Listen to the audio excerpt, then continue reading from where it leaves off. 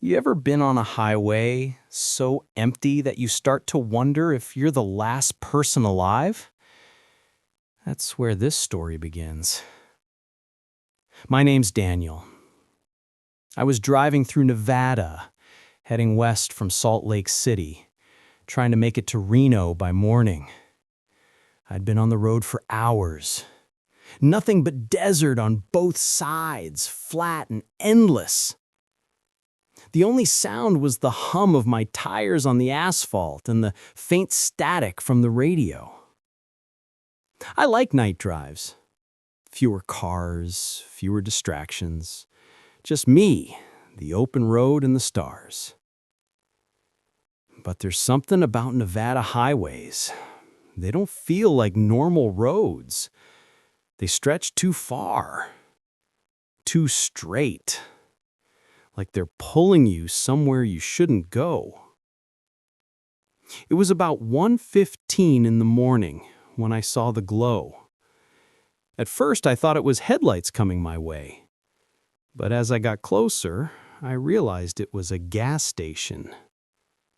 A lonely little place in the middle of nowhere.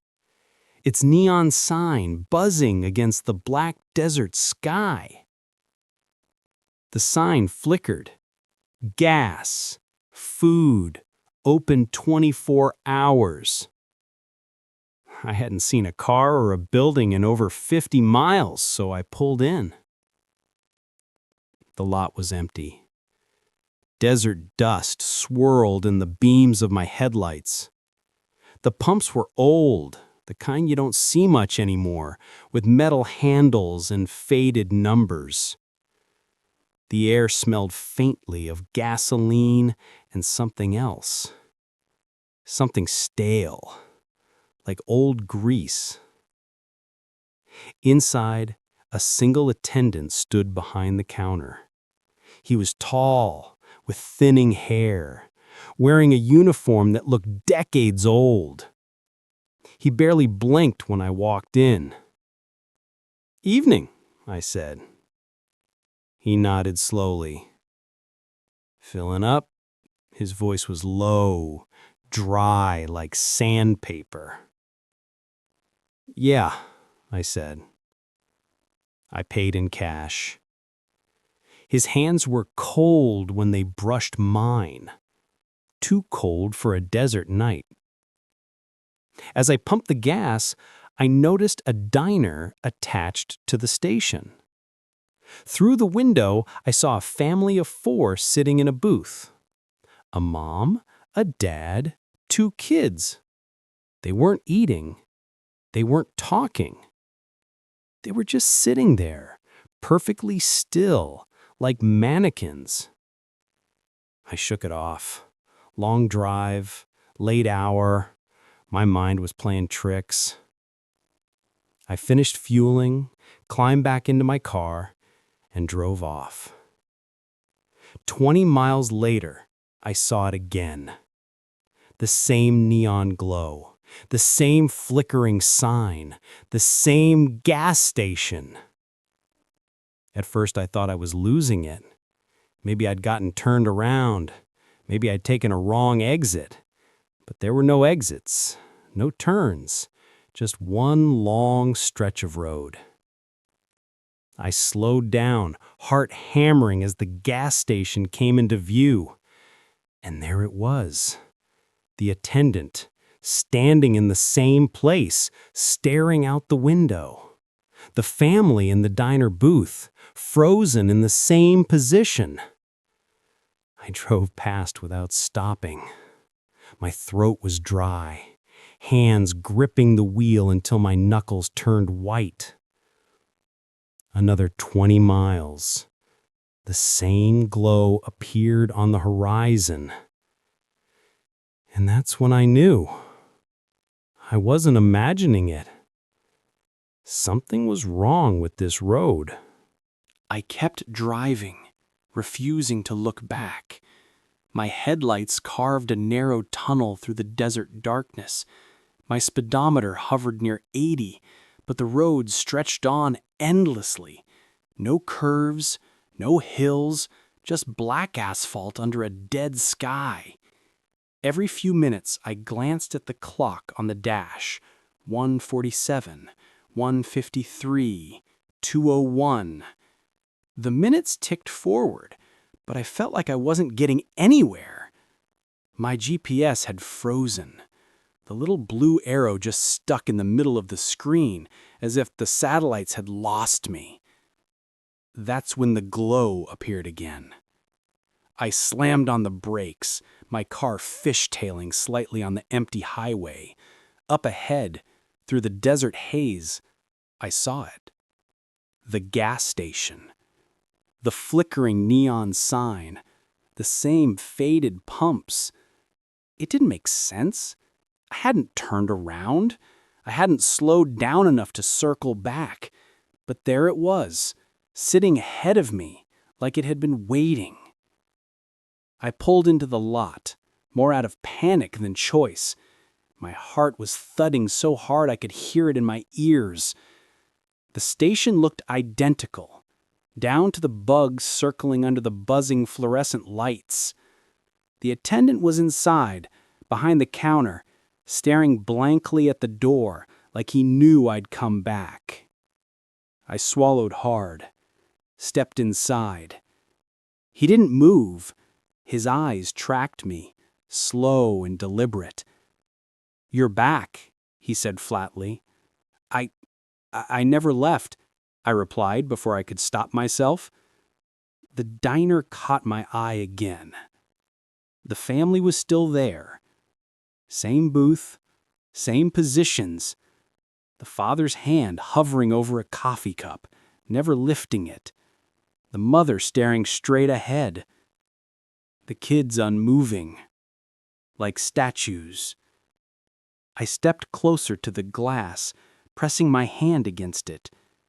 For a moment I swore the mother's eyes flicked toward me, just for a second, before snapping back, blank and vacant. I stumbled back. What the hell is this? The attendant just tilted his head, his lips parting slightly, but no sound came out. His teeth were too white, too uniform, like dentures or something that had never been used. I bolted back to my car. The attendant didn't stop me. This time I floored it. 85, 90, 95. My car roared down the endless stretch of black. I didn't care about speed limits anymore. I just needed to get away. But 20 minutes later, the glow appeared again. I screamed, slamming my fists against the steering wheel. It wasn't possible. It couldn't be possible. But there it was, the same damn station, the same diner, the same sickly neon glow. My hands shook as I pulled into the lot. The air smelled wrong this time, metallic, sharp, like blood and rust. When I stepped inside, the attendant wasn't behind the counter anymore. He was standing closer, near the shelves of snacks. His head cocked at an unnatural angle, like his neck couldn't hold the weight. He whispered, "You can't leave." His voice cracked like a broken speaker. I stumbled backward, bumping into the door. My skin crawled.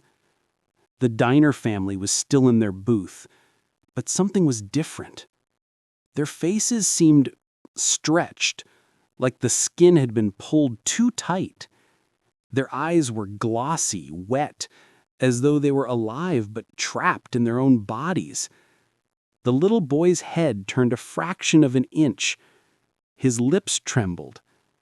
And then, barely audible, I heard him whisper, "Run." I bolted to my car, heart hammering. I tore out of the lot, the tires screeching against the asphalt. But deep down, I knew the truth. No matter how far I drove, I'd see that glow again. And the road wasn't leading me anywhere. It was holding me. I drove harder than I ever had in my life. the steering wheel slick under my palms, sweat dripping down my forehead. The desert blurred past on either side, a black ocean stretching forever. I told myself I wouldn't stop again, not for anything. But 20 minutes later, my radio came alive. It had been nothing but static all night, just a dull hiss filling the silence. But now I heard something underneath it. A voice. At first it was faint, barely there, like someone whispering in another room. I leaned closer, trying to catch the words. And then I froze. It was my name. Daniel. The sound of it was wrong, drawn out, stretched, like the voice didn't belong to a human throat.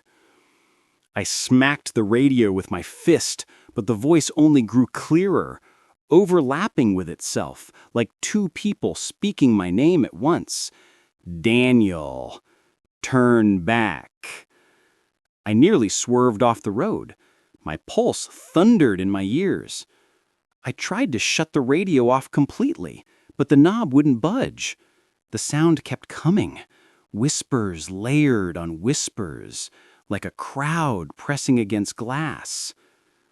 That's when the glow appeared again. My stomach dropped. There it was, the gas station, waiting for me like a spider in its web. But something was different this time. The neon sign wasn't flickering anymore. It was pulsing, glowing brighter and dimmer like a heartbeat. The pumps looked rusted, covered in grime that hadn't been there before. I slowly slowed down, against every instinct, my headlights washing over the cracked asphalt. The attendant was outside this time, standing in the lot, just standing there, facing the road, as if he'd been waiting all along. His head twitched slightly, like a marionette on strings. I rolled my window down an inch. "What the hell do you want from me?" I shouted, my voice shaking. He didn't answer right away. He just raised his arm slowly and pointed back at the diner. I followed his finger. The family was still there, but their faces were wrong. Their skin looked stretched thin, pulled back at the edges, eyes glassy and bulging. The father's jaw opened and closed silently, like he was trying to scream but couldn't make a sound. I gripped the steering wheel, ready to tear out of there, when I heard it. A soft voice, right beside my ear. "You shouldn't have stayed on this road." I whipped around. The passenger seat was empty. My breath came fast and shallow. When I looked back, the attendant was gone. The diner lights flickered violently. For a split second, I saw the family move, the kids jerking in their seats, the mother's hands clawing at the table, the father's mouth stretched impossibly wide. Then the lights steadied, and they were frozen again. I slammed my foot down on the gas. My tires squealed, smoke curling up in my rearview mirror. The station shrank behind me, swallowed by the dark. But I knew it wasn't over. I knew it would be there again. And I was starting to realize, maybe it wasn't the station that kept repeating. Maybe it was me. I don't remember how long I drove. Minutes? Hours? It all blended together. into one endless stretch of asphalt and static. The whispers never stopped. Even with the radio turned off, they lingered, filling the car like smoke. My own name, repeated over and over, sometimes in voices I recognized. My mother, my ex, an old friend, sometimes in voices I didn't. The desert outside seemed wrong, too. The stars above me were shifting, constellations twisted into shapes I didn't know, patterns that shouldn't exist. When I glanced at them too long, I swore they were moving, writhing, like insects on glass. Then I saw it again. The glow. Only this time, the station looked rotten. The neon sign hung by a single bracket, sparking against the night. The gas pumps were split open, wires dangling like veins. The windows of the diner were cracked, their glass smeared with something dark. My stomach churned. My brain screamed at me to keep driving. But some force pulled me in, like gravity, like the road itself was bending me toward it. When I pulled into the lot, the air was colder, sharp, biting, like I'd driven straight into winter. My headlights flickered and died. I sat there, gripping the wheel, staring at the diner. The family was still inside, but they weren't people anymore. Their skin was gray and sagging, eyes hollow sockets. They sat upright, mouths open in perfect circles, like mannequins caught mid-scream. The father's hand was still hovering over the coffee cup, only now the cup was shattered. The jagged porcelain had cut into his palm, blood frozen mid-drip, suspended in the air, as if time had stopped halfway through. I forced the door open and stepped into the lot. The ground crunched under my shoes, brittle like glass. My breath came out in white clouds. The attendant stood by the entrance to the store, but his uniform was torn. Now his skin was pale and translucent. His eyes were solid black, like oil. "You're almost there," he rasped. His voice carried no echo, like the air itself refused to hold it. I shook my head. "Almost where?" He didn't answer. Instead, he raised his arm again and pointed toward the highway that stretched beyond the station. I followed his finger. The road didn't look right anymore. It narrowed, curling upward, like it was peeling away from the earth. The yellow lines bent unnaturally, warping toward the sky. The whispers grew louder, merging into a low chant. My name over and over, overlapping until it was a wall of sound. I staggered backward, my hands over my ears, but the sound wasn't coming from outside. It was inside me, vibrating in my bones. When I turned back, the attendant was gone. In his place stood something else. A tall, shadowy figure, its edges flickering like smoke, its body shifting with every blink. Sometimes it had arms, sometimes wings, sometimes nothing but an endless stretch of black.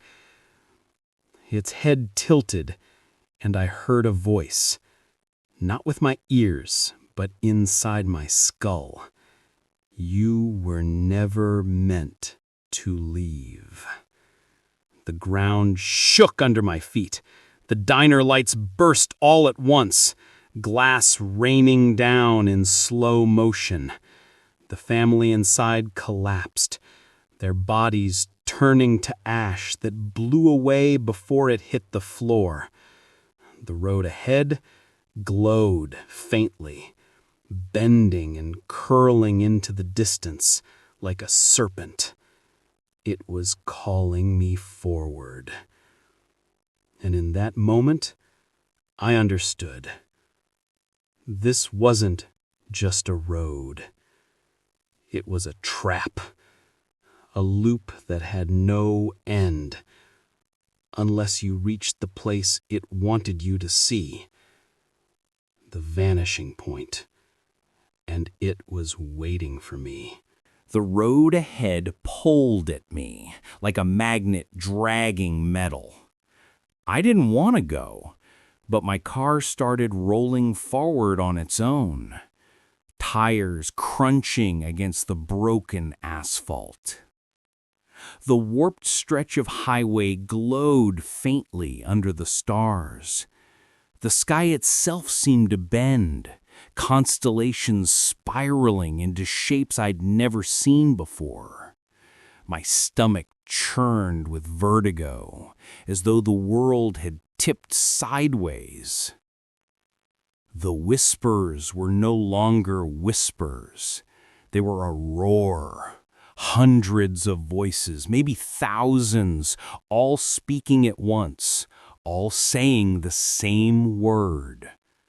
Closer.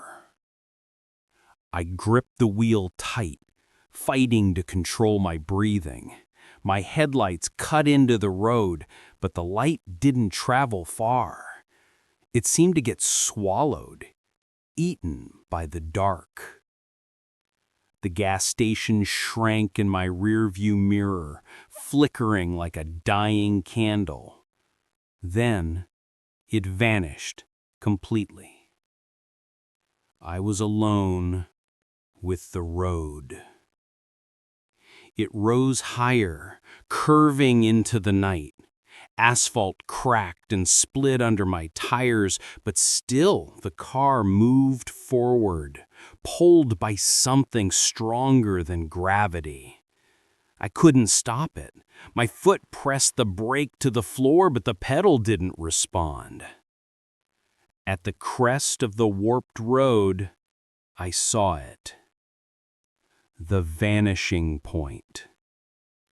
The highway ended abruptly, like someone had cut it clean with a knife. Beyond was nothing. Not desert, not sky, just a vast, endless void of pure black. It swallowed the horizon, stretching forever. My car rolled to a stop at the edge. The engine died, lights flickering out. I sat there, gripping the wheel, heart hammering against my ribs. My breath fogged the windshield in the icy air. Then I saw them. Figures moving in the void. Dozens, maybe hundreds, shapes without faces, shadows with arms too long, bodies bending wrong, twitching unnaturally as they moved closer. Their whispers blended into the chorus in my head. Join us. I threw the door open and stumbled out. My knees buckled on the cracked pavement. The void stretched just inches away, calling to me like a siren song. Behind me, the road shimmered.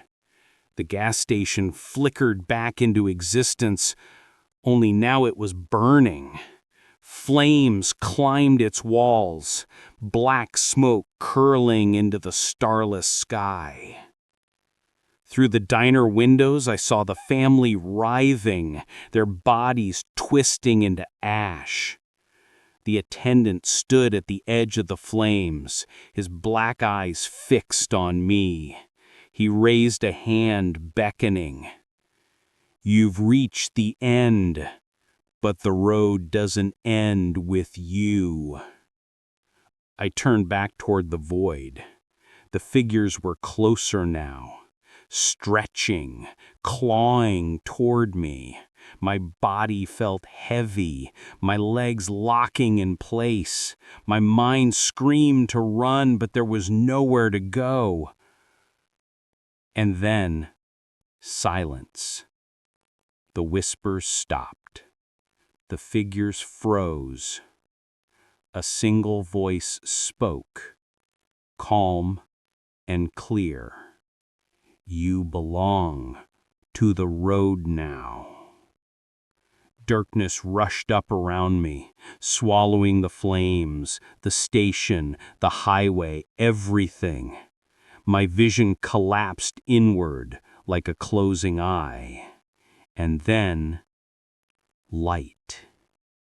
The neon glow of the gas station. A car pulling into the lot.